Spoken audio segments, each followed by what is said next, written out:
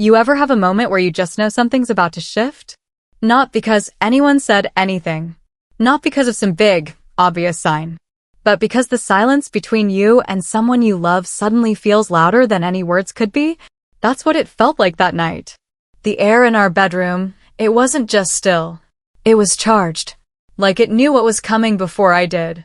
Like the walls themselves were holding their breath right alongside me. We'd been married for 12 years. 12 long, layered, complicated years. You know the kind. Full of inside jokes and unspoken resentments. Birthdays we remembered. Arguments we tried to forget. Date nights that turned into just grab takeout and watch something mindless. And love, yes, love, but maybe not the alive kind. The kind that settles in your bones instead of burning in your skin. And I thought we were okay. Fine, even. Until that night. He sat across from me, just like he had 1,000 nights before. But this time, something in the way he looked at me made my breath catch. It wasn't hunger exactly. It wasn't lust. But it was close. It was curiosity. Maybe even longing. Like he was seeing a version of me he hadn't dared to remember in years. And I didn't know what to do with that. Because the truth? I'd been feeling it too. That quiet ache.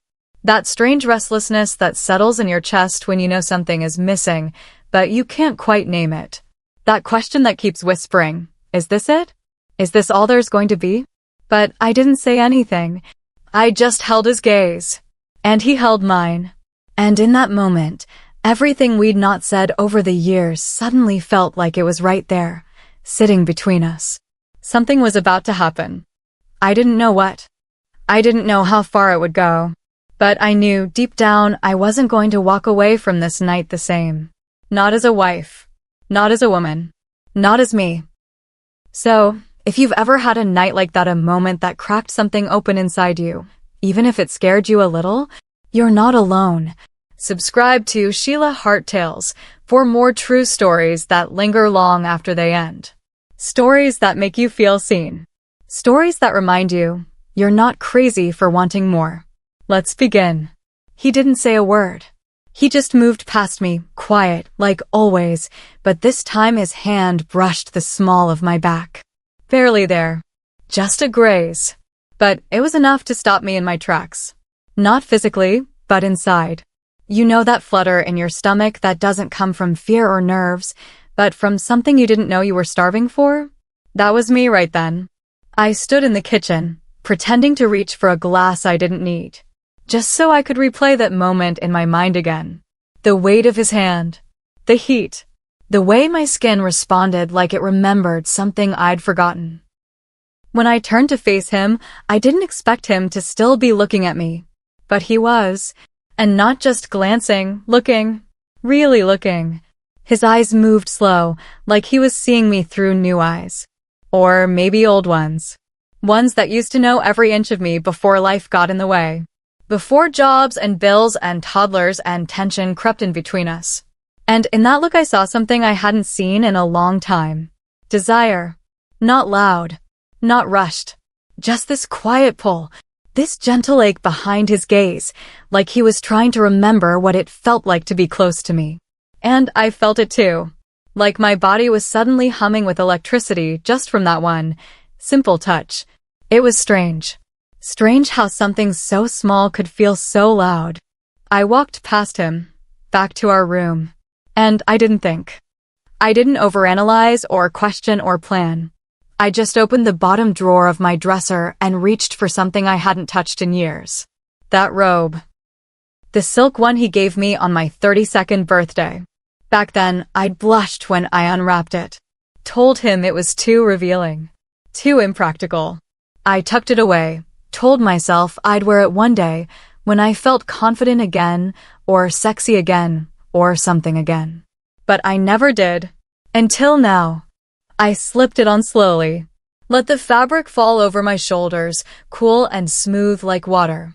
It clung in places I forgot I liked being touched. Showed just enough to make me feel a little dangerous, a little exposed. And when I stepped out of the room and he turned, his breath caught. I saw it. I heard it. Just a small intake of air, barely audible but real. Raw, like his body reacted before his mind had time to catch up. He didn't smile. He didn't make a joke. He didn't say a thing. But the way his eyes moved, slow and deliberate, told me more than words ever could.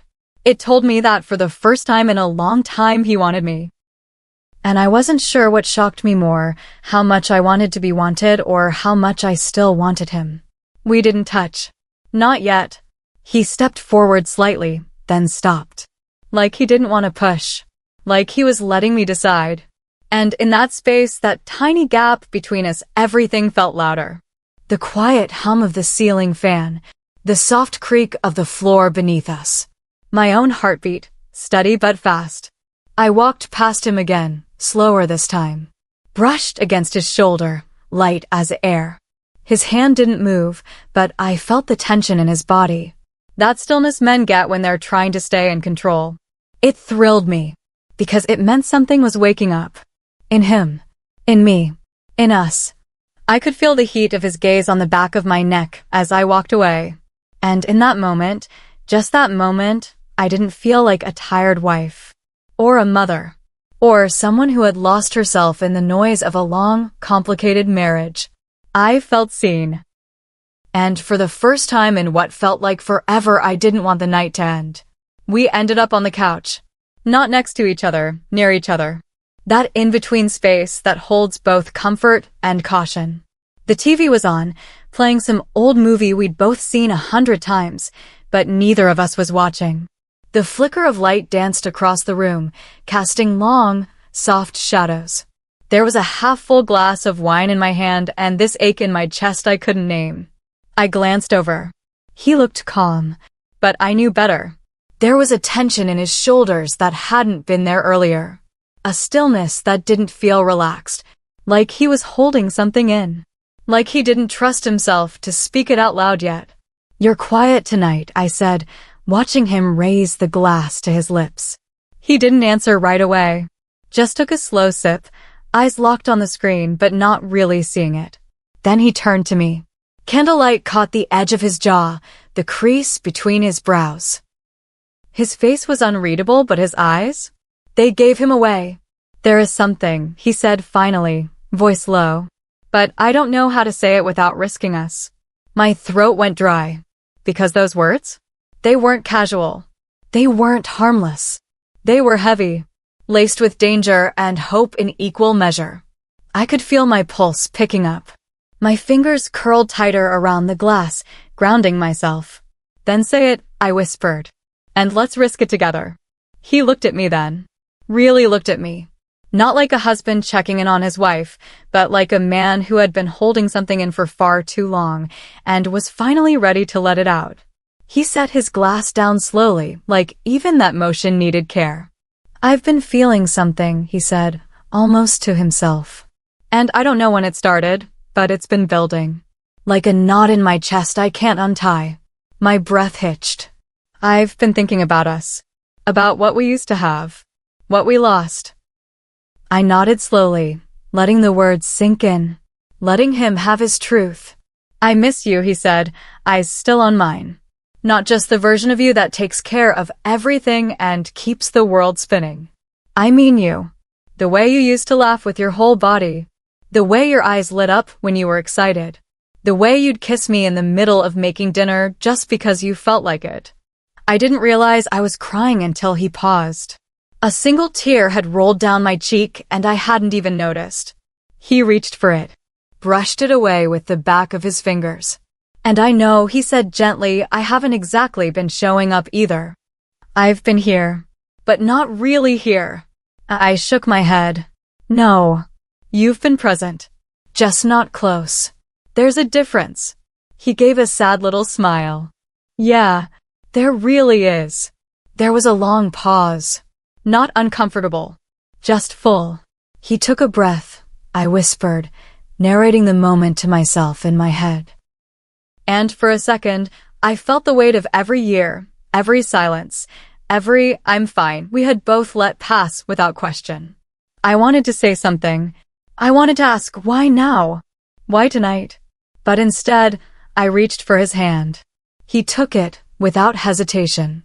And in that small gesture, I felt everything we hadn't said over the past few years come flooding to the surface. Because sometimes, the biggest confessions don't come in loud, dramatic moments. They come in stillness. In the way a hand lingers just a little longer. In the quiet courage it takes to say, I miss you, even when you're sitting side by side every single day. That night wasn't just about desire. It wasn't just about touch. It was about remembering. And wanting more. Wanting us back. But neither of us knew what came next. Not yet. There was a pause. Not long, but long enough. Long enough for me to hear the way his breath changed, slower now, heavier. Like he was carrying something delicate inside him and didn't know if it would break the moment it left his lips. He looked down at our hands, still touching, then back at me. It's not about someone else, he said, voice steady but quiet. Not like that. I didn't say anything, just watched. Waited. He swallowed. It's just I had this thought. A fantasy, maybe. One that I never told you because I thought it might make you see me differently. Something in me shifted. He said fantasy the way most people say regret, like it came with a cost. But I didn't look away. I held his gaze, even when my heart started to beat faster. Try me, I said softly. He hesitated. Then he exhaled.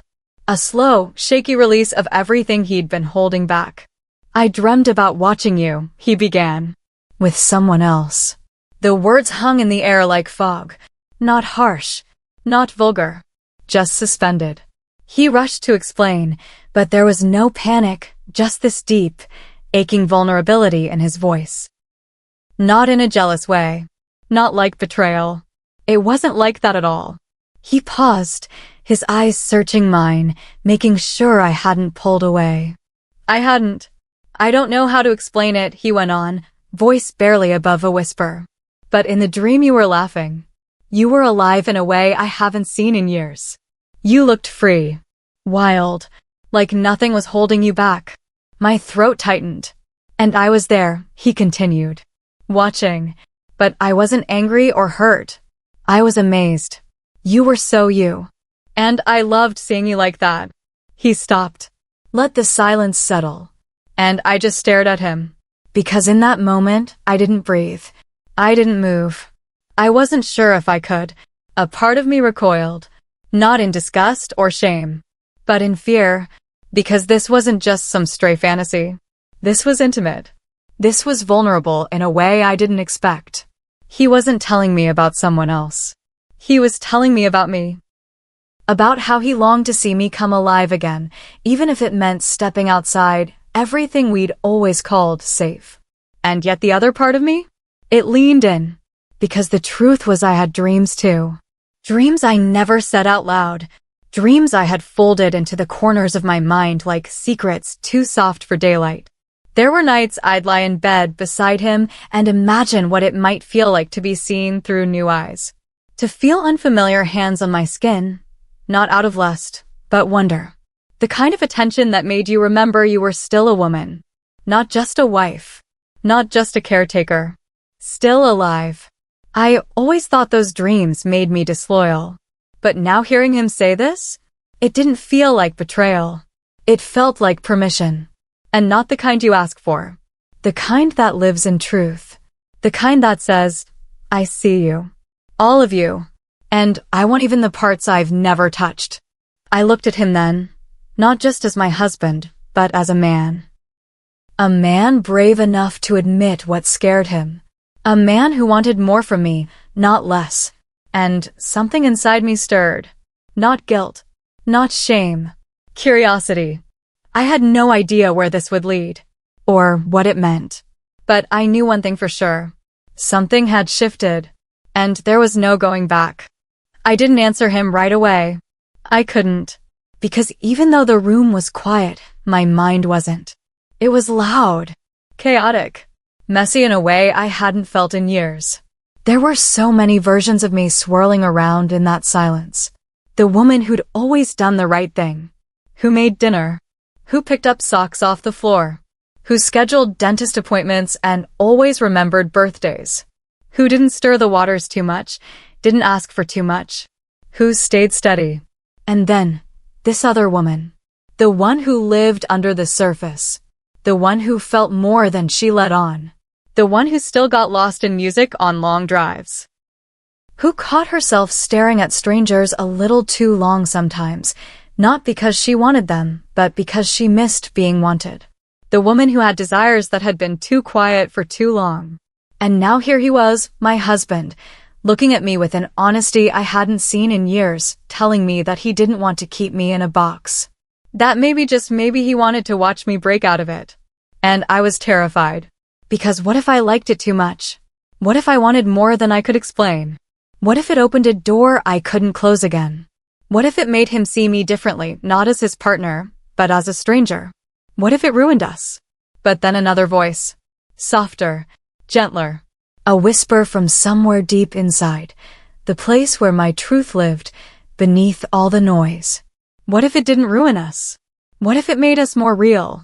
What if this was the thing we never knew we needed? I closed my eyes. And in the dark behind my eyelids, I could see it.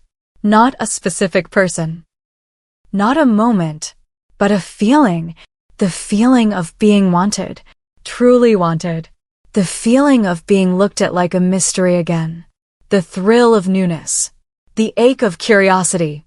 The surrender of not knowing what came next and loving it anyway. And beneath all of that was the image of him. My husband. Still there. Still watching. Still loving me through it. It made my chest ache in a way I didn't expect. Because this wasn't about someone else taking his place. It was about me finding a version of myself I thought I'd lost. And maybe, just maybe, bringing her back would give us new life too. But fear doesn't go quietly. It held on. Whispered its own warnings. What if it becomes a comparison? What if the line between trust and temptation blurs? What if you're never satisfied again? I shook my head, trying to breathe through it. And then I looked at him. At the man who'd seen every version of me, every tired, messy, moody, half-dressed, overstretched part of me, and still showed up. The man who knew my habits, but maybe not all my desires. And I wondered, was he ready to know them? And deeper still, was I ready to show them? Because this wasn't about a fantasy anymore. It wasn't about a dream whispered in the dark. It was a question hanging between us, wordless, but heavy. Do you trust me enough to let me see you? And more importantly, do I trust myself enough to be seen? I didn't know the answer. Not yet. But something had awakened inside me that I couldn't unfeel. And I knew the next choice I made would change everything. I sat there for what felt like forever. My fingers resting against the rim of my wine glass, my heart louder than the ticking clock on the kitchen wall. He waited. He didn't push. He just looked at me, still, open, quiet. And that silence, for once, didn't feel like distance. It felt like space. Space to choose. And then I spoke. Barely above a whisper at first. Okay, I said, feeling the words stretch as they left my lips. But this isn't just your fantasy anymore. I paused. Looked him dead in the eye. Now it's mine too. And the moment I said it, something shifted. Not just in the room, not just between us. Inside me, I didn't feel nervous anymore. Or small. Or unsure. I felt electric. Alive in a way I hadn't felt in years. Maybe ever. Not because someone else wanted me, but because I wanted something. Something that wasn't about duty or routine or the roles I'd been playing for so long. I forgot they were just costumes. This wasn't me agreeing to his fantasy. It was me stepping into my own. Reclaiming something I hadn't even realized I'd handed over slowly, year after year. Desire. Agency. That aching hunger I used to feel in my 20s when I'd dress up just for me, not for anyone else. When I'd walk into a room and let myself be curious. When I let myself wonder what it might feel like to be completely seen, without explanation or apology. And now? Now I was ready. Not to be reckless. Not to burn everything down. But to stop waiting for permission to feel more alive. I stood up slowly, my robe brushing against the backs of my knees. The candlelight flickered, casting long shadows across the floor. My breath felt deeper. fuller. His eyes followed me. But he didn't move. He just watched. And I saw it, clear as day. Respect. That's what made the whole thing feel so different. This wasn't about control. Or even permission. It was about being invited into something and then choosing it for myself. I walked over to where he was sitting and leaned down, pressing my palm to his chest. I could feel his heartbeat. Steady. Strong. Like he'd been waiting for this moment with every part of him. I didn't need to ask if he still wanted it. I already knew. But what I needed was to own it. Not for him. For me. Because the truth is I didn't want to go back to who I'd been before this night. I didn't want to slip back into silence or routine or that soft, quiet ache of unmet needs I'd carried around like background noise for years. No. I wanted to choose something different. Bold. Scary. Honest. Something that would shake the dust off parts of me I hadn't touched in so long. And I knew once we stepped into this, there was no pretending anymore. No going back. Only forward. Into the unknown. But for the first time in a long, long time, I wasn't afraid of it. I was ready. Be home by 8 tomorrow night, I told him, steadying my voice even though something inside me fluttered. No questions. Just trust me. He didn't ask. He just nodded. And in that silence, a whole new chapter opened. The next morning, I woke up before the sun. Not because I had to. Because I couldn't sleep. My body was buzzing with something I didn't have a name for. Not fear. Not guilt. Not even nerves. Anticipation. Like my skin had turned into a live wire. Like my thoughts couldn't stay still. I sipped my coffee slow, but my hands were trembling. I watched the world outside my window go on like nothing had changed. Cars passing, kids on bikes, dogs barking at squirrels, and yet, everything inside me had shifted. Because for the first time in a long, long time I was planning something just for me. I booked the hotel suite myself. High floor, floor-to-ceiling windows, warm lights, clean sheets, room service that stayed open late. I even called ahead to make sure they dimmed the lights just right and left a bottle of wine waiting. I thought about every detail. The playlist, I built it from scratch. Not just sexy. Intentional. Songs that made me feel grounded in my body again. Like I wasn't just a caretaker or a partner but a woman. Present. Awake. Desirable. I didn't tell him who. Didn't give him clues. Just told him he'd know when he saw her. And I meant that. Because I wasn't just inviting someone into our space, I was inviting a version of myself back in, too. That afternoon, I stood in front of the mirror longer than I usually let myself. Not picking apart flaws. Not adjusting and hiding and apologizing with my eyes. I just looked. And I saw her. The woman I used to be before everything got so busy. So safe. I pulled the black dress from the very back of the closet. The one I used to wear on nights when I wanted to be noticed. Not for what I'd done that day, but for who I was. I slid it over my skin, slow. Let it hug the right places. Let it remind me of softness. Power. I put on the lipstick I hadn't worn in years. Deep red. The kind that made me walk differently. The kind that made me speak with less hesitation. I let my hair down. Literally and emotionally. And when I looked in the mirror again, I didn't just see someone getting ready to meet a stranger. I saw someone coming home to herself. The sun started to set, washing the sky in amber and gold. And my pulse ticked faster with every fading ray of light. By the time I got to the suite, the sky was bruised with twilight. I walked in first. Set the room the way I imagined it, lights dimmed low, candles flickering, music humming soft through the speakers. I poured a glass of wine but didn't drink it. I wasn't ready yet. Instead, I stood by the window, looking out over the city. Cars moved like stars on the ground. People hurrying to dinners, to shows, to someone waiting.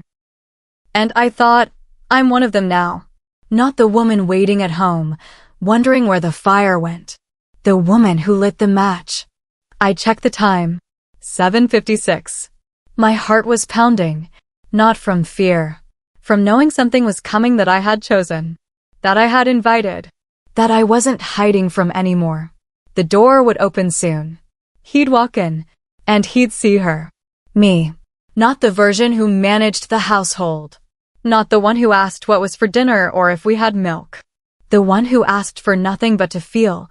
And when that door finally clicked open, my breath caught.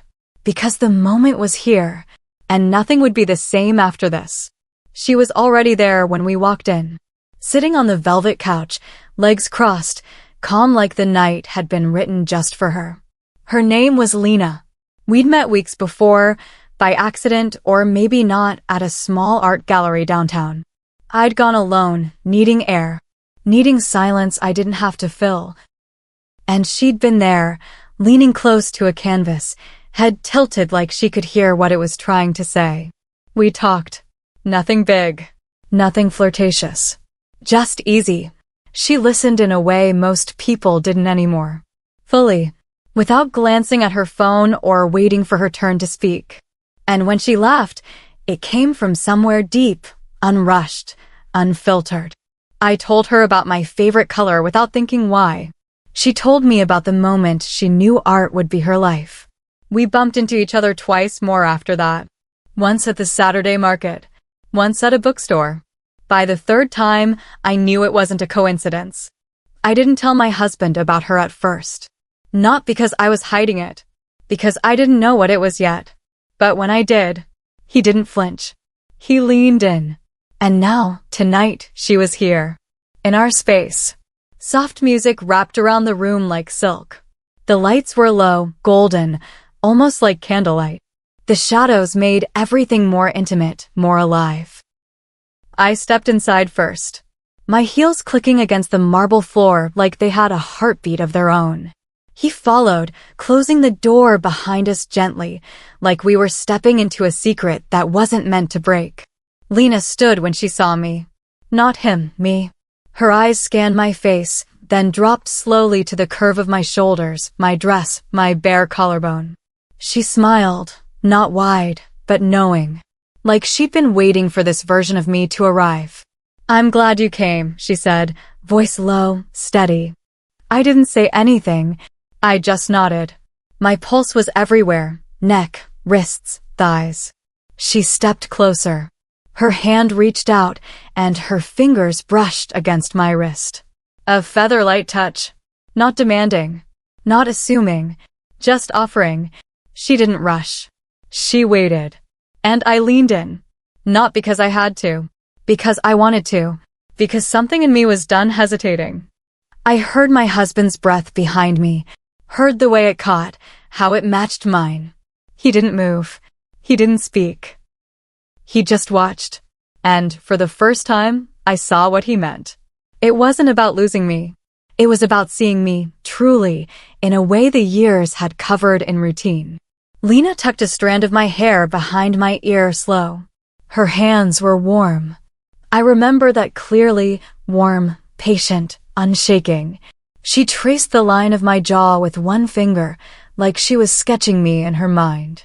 Her lips parted just slightly. I looked back at him. He nodded. And it wasn't just permission. It was encouragement. It was awe. It was something between reverence and release. And then, Lena leaned in, close enough for me to feel the whisper of her breath. She didn't kiss me right away. She waited for me. My decision. My pace. My yes. And when I gave it, without a word, just the slow, soft press of my mouth to hers, it wasn't explosive.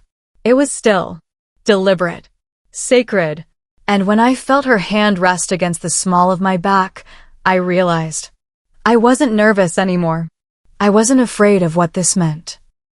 Because in that moment, there was no right or wrong, no roles, no history weighing down my shoulders, just touch, and breath, and being seen. The room was wrapped in warmth, wine in the air, music in the walls, skin against skin, but gentle, reverent. Every glance mattered. Every breath was permission. And when she turned to him, not asking, just including, his eyes weren't jealous. They were glassy, moved. This wasn't about having something new.